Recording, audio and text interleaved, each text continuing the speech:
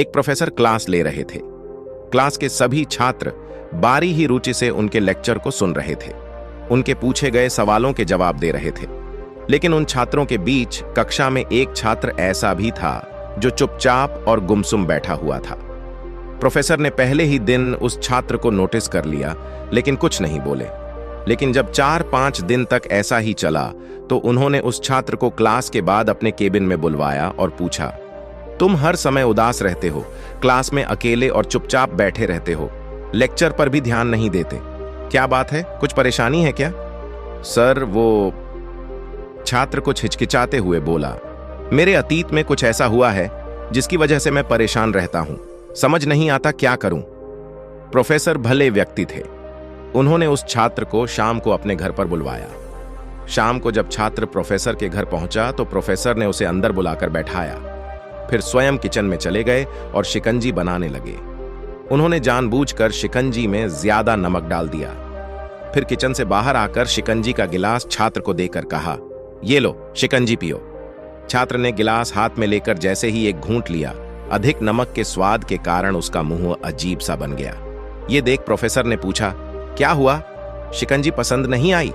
नहीं सर, ऐसी बात नहीं है, बस शिकंजी में नमक थोड़ा ज्यादा है, छात्र बोला। अरे, अब तो ये बेकार हो गया, लाओ गिलास मुझे दो, मैं इसे फेंक देता हूं। प्रोफेसर ने छात्र से गिलास लेने के लिए अपना हाथ बढ़ाया, लेकिन छात्र ने मना करते हुए कहा, नहीं सर, बस नमक ही तो ज्यादा है, थोड़ी चीनी और मिलाएंगे तो स्वाद ठीक हो जाएगा।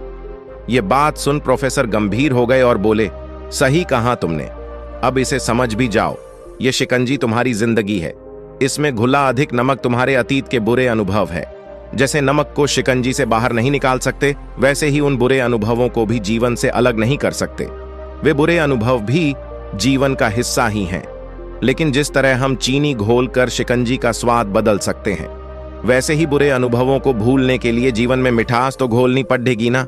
इसलिए मैं चाहता हूं कि तुम अब अपने जीवन में मिठास घोलो। प्रोफेसर की बात छात्र समझ गया और उसने निश्चय किया कि अब वह बीती बातों से परेशान नहीं होगा। जीवन में अक्सर हम अतीत की बुरी यादों और अनुभवों को याद कर दुखी होते रहते हैं। इस तरह हम अपने वर्तमान पर ध्यान नहीं दे पाते और कहीं न कहीं अपना भविष्य बिगाड़ दी आच लेते हैं।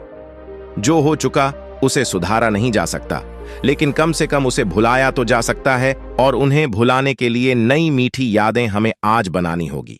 जीवन में मीठे और खुशनुमा लम्हों को लाइए, तभी तो जीवन में मिठास आएगी।